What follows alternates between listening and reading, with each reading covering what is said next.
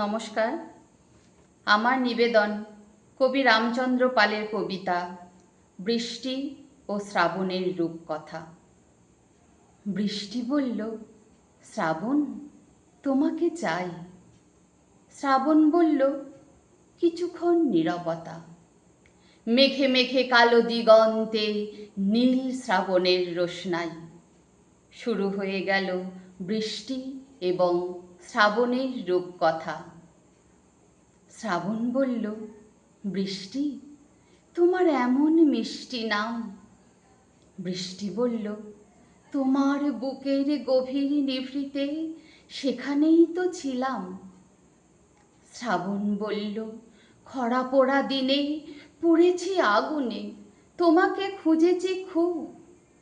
বৃষ্টি বলল, কবে কথা ছিল, এতদিন কেন আসনি বলো তো। শ্রাবণ পাঠালো মেঘে ঢাকা খামে বৃষ্টির অক্ষর, লিখল বুকের পোড়া এ পাথরে ঝড় ঝড় ঝড় ঝড়। কলকাতা জুড়ে পথে পথে যত বৃষ্টিরা আসে যায়, চিঠি পড়ে আর চিঠি লেখে আর শ্রাবণের গান গায়।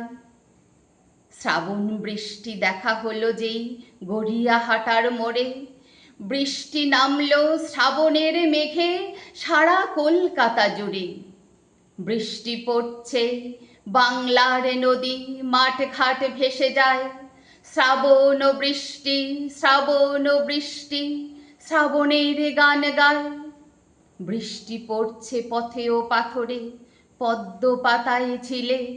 বৃষ্টি পড়ছে কোচিংয়ের ক্লাসে, কলেজে কলেজে স্কুলে।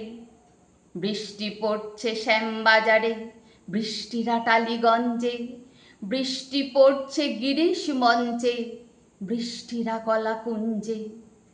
বৃষ্টি পড়ছে, বৃষ্টি পড়ছে, মেঘে আঁকা স্বরলিপি। বৃষ্টি পড়ছে, বৃষ্টি পড়ছে, শ্রাবণের লেখা চিঠি।